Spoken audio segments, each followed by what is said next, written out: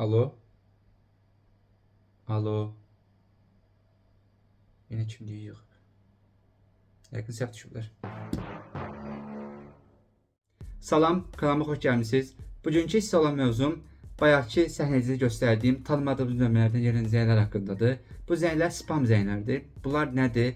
Bizim nömrəmiz qarşı tərəfinizə keçir, bizə necə zəng vururlar və gətirdilər problemlər haqqında danışacağım və ən əsası sonda mütləq baxın, qeyd edəcəyim, bunları necə qorunmaq lazımdır, onu sizə izah edəcəm. İndi isə keçək videomuza. Spam zənglər nədir? İstəyirəm birincisi onu izah edeyim. Spam zənglər bayaqki səhnədə göstərdiyim kimi tanımadığımız nömrələrdən bizə zənglər gəlir. Biz açırıq, səs zad gəlmir. Yəni ya boşluq olur, yəni telefonu üzümüzə söndürürlər. Bunlar spam zənglər adlanır. Spam zənglər çox vaxt avtomatik botlar formasında, bot zəngləri formasında bizə zəng vurulur. Yəni qarşı tərəfdə bir canlı bir insan olmur. Nömrəmiz avtomatik olaraq sistemə düşür və avtomatik zənglər vurulur ki, bu bizim nömrəmiz aktivdir ya yox. Yəni nömrəmiz əgər aktivdirsə, bizim nömrəmiz qarşı tərəf üstün şəxslərə satılır. Yəni marketinq məqsədində bunu istifadə edirlər. Yəni tək marketinq məqsədi ilə olmur. Bu phishing xarakterli, yəni hücumlarla bağlı bir bizim nömrəmizdən istifadə edə bilərlər. Bunları hamısını sizə izah edəcəm. Yəni birincisi sizə istəyirəm onu deyim ki, bunlarda necə qorunmaq lazımdır. Biz hansısa bir saytda, ya hansısa bir marketdə, ya hansısa bir mağazada nəyisə biz anket dolduranda orada biz nömrəmizi əlavə edirik. Nömrəmiz çox vaxt üçüncü şəxslərə satılır. Necə satılır? Orada şərtlər olur. Biz onu oxumuruq. Yəni axırda da nömrəmizi qeyd edib şərtləri oxuduma basırıq. Yəni biz onu göndəririk. Yəni əslində onu şərtləri oxumaq daha yaxşı olar. Çünki bəzən elə olur ki, bizim nömrəmizdən marketinq məqsədi istifadə üçün razılıq vermiş oluruq. Bu nəyə gətirib çıxardır? Bu spam zənglərə. Spam zənglər avtomatik olaraq sistemdə hansısa bir proqram vasitəsilə ölkənin koduna uyğun nömrələr bəzən olur brute force vasitəsilə avtomatik nömrələr yığılır və yaxud mən indi bayaq sizə dediyim kimi bu anketdə ya hansısa bir saytda qeyd elədiyiniz o nömrələr, yəni sizin nömrəniz o satışa çıxır, yəni avtomatik siyahıya düşür və ona görə uyğun da avtomatik zənglər gəlir. O zəngləri də qəbul elədikdə, yəni telefon zənglərini açdıqda və yaxud ən pisi alo və ya cavab verdikdə bu məlumatlar qarşı tərəf pis məqsədli istifadə etmək şansı daha da artır. Pis məqsəd nə ola bilər?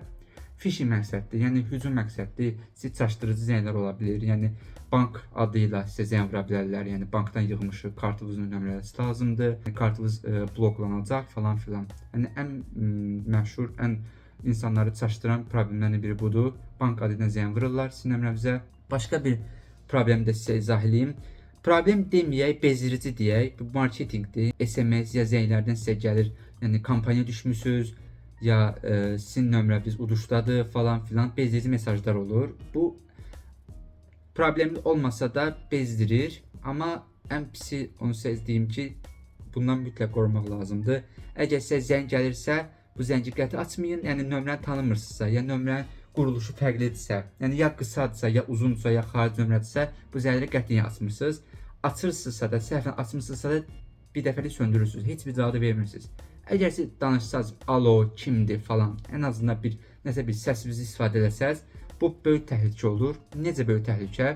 Sizin səsinizin süni zəka ilə kopyasını yarada bilirlər. Kopyasını yaradıb, sizin adınızdan, sizin nömrənizdən, sizin səsinizdən istifadə edib, süni zəka hər hansı birinə mesaj yaza bilər, ya zəng vura bilər, sizin qohumlarınıza, tanışlarınıza, sizin adınızdan pul istəyə bilər, ya nəsə məlumat ala bilər. Yəni bu çox təhlükəlidir. İndi elə dövrə gəlmişik ki, səsdən belə eynisini kopyalayıb başqa yerlərdə istifadə edə bilirlər. Ona görə mütləq zəng gəlibsə açmayın.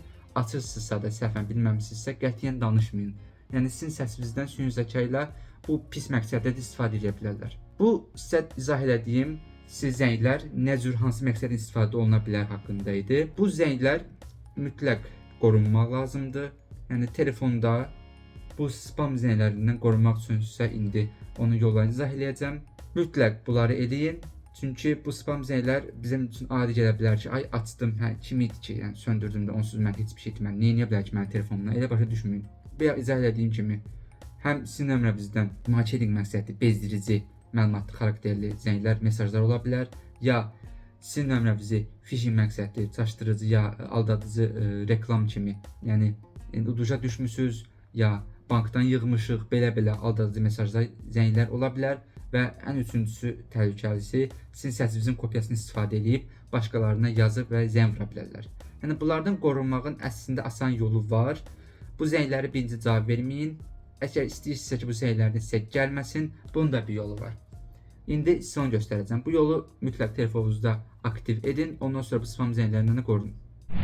Birincisi, telefon ayarlarına daxil olun. Aşağı düşüb burada Google görəcəksiniz. Google'a girdiniz. Sağ tərəfdə All Service, yəni bütün servislər. Biraz aşağı düşdükdə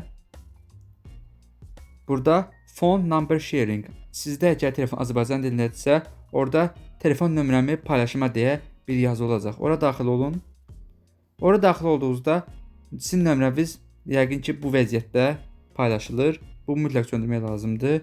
Çünki bu avtomatik açıq vəziyyətdə gəlir.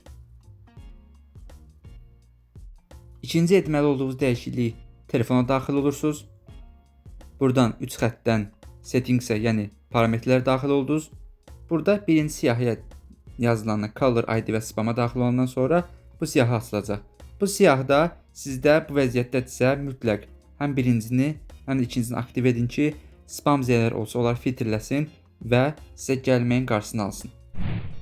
Videoda göstərdiklərim ayarları mütləq eləyin. Spam zənglərindən qorunun. Yəni nömrənizi və özünüzü, telefonunuzu, kartlarınızı, bank kartlarını, heç bir şeyinizi təhlükəyə atmayın. Ən əsası mütləq ehtiyatlı olun.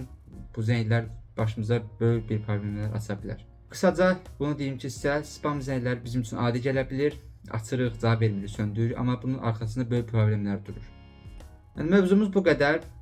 Sizə izah elədiyim, əgər başa düşmədiyiniz hansı bir sual qalıbsa, şərhlərdə bildirin. Əlimdən gəldiyi kömək edəcəm. Sağ olun, növbəti videolarda görüşərik.